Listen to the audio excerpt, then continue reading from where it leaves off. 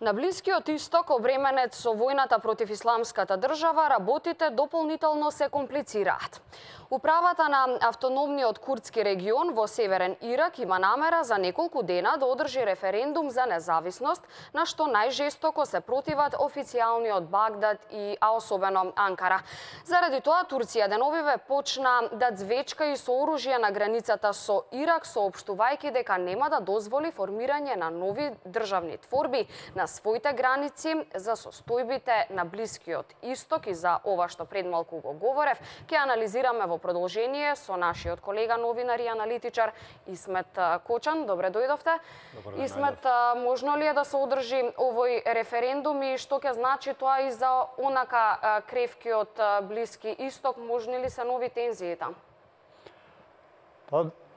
Јас би рекол дека вообичаено е за ваква тема да се разговара на самиот ден на референдум или по референдумот, но едноставно сега го правиме тоа од причина што би сакал да им кажам на гледачите будно да внимаваат, бидејќи следат драматични увертири и нема ништо чудно да биде доколку референдумот и наспроти желбата на северноирачките курди тој да се одржи, да тој всушност не биде ни одржан. Како што спомнавте, Турција таму натрупа воени единици, почна воени вежби и јасно порачува дека нема да дозволи ништо што ја засега нивната национална безбедност, а тоа е пред се на линија на создавање на некакви нови државни творби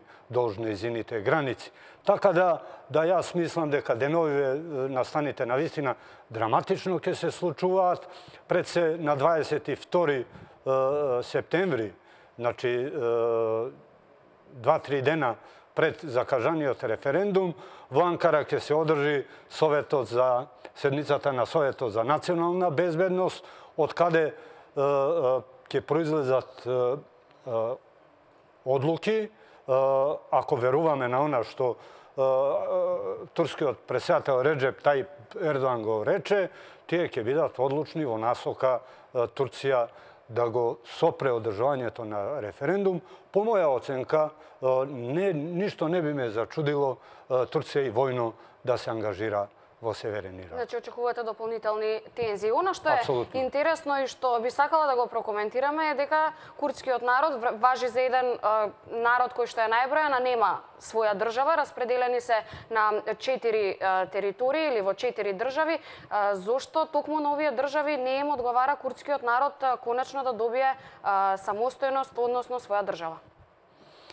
Видите, навистина се проценува дека курди генерално во 4 држави, во Турција, во Иран, Северен Ирак и Сирија, ги има некаде околу 35 милиона, некои велат дури и повеќе, да не ги рачунаме оние што се растурени во диаспората во Западна Европа и на американскиот континент. И ти имате една историска несреќа, еден пех, да се, значи, поделени, најпрвим беа поделени помеѓу Отоманската империја и Персиското царство, и тоа траеше едно таква фактичка состојба се до Првата светска војна, и тие едноставно останаа во границите на 4 држави.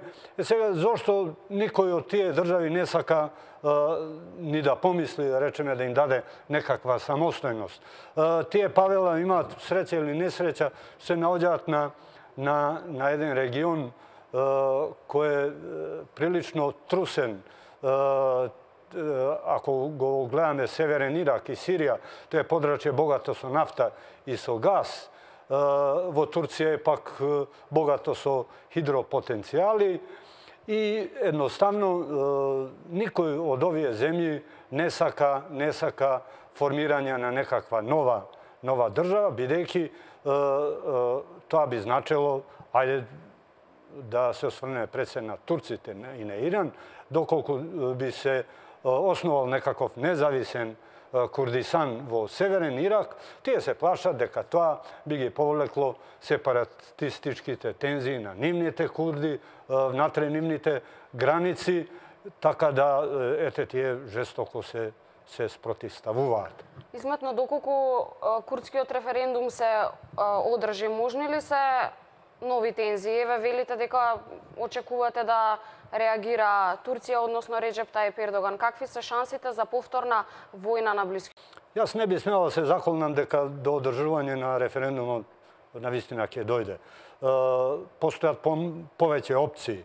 Пред се очекувам дека Соединените американски држави, кои се главни патрони на северно-ирачките курди, значи на таа регионална курдска управа, да им сигнализираат дека референдумот ќе биде вовед во една ескалација со далекосежни последици, така да нема да биде исклучено доколку тие во последен момент се откажат од референдумот.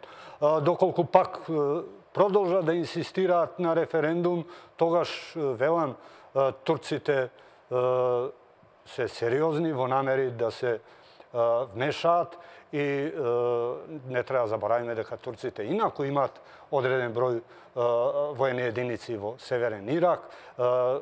Традиционално во последните 10 години тие често изведуваат прекугранични операции. Во последните 2 дена натрупаа воени потенцијали долж границата со Ирак и не би ме чудело, наистина не би ме чудело тие војно да влезат во Ирак и да го предупредат одржувањето на референдумот. Тоа што би значило? Па би значило дополнително комплицирање на Блискиот Исток. Таму имаме една жестока војна во Сирија и во Ирак со исламската држава, така да сега ќе имаме во војна една микровојна, значи филм во филм, што ете велам би можело да има далекосежни последици и конфронтација не само во однос на Турција и Иран со северноирачките курди, туку и дополнително расипување на односите на релација Анкара и Вашингтон, бидејќи Анкара го проценува Вашингтон као главен патрон на северноирачките курди и верува дека Вашингтон може да влијае на одлуката на владата на овој автономен регион да не го одржи референдумот. Исмет, ги следиме случувањата на Блискиот Исток, посебно ти од дескот на телевизија Нова. Со новите информации те очекуваме и во следните информативни изданија во однос на референдумот со курдите. Референдумите се актуелни и низ Европа, еден таков е актуелен и во Каталонија. Каталонија бара референдум за одвојување од Шпанија, но за тоа во следните информативни изданија, бидејќи тука некаде е крајот на овие вести. Почитувани, ви благодарам за вниманието. Останете на телевизија Нова.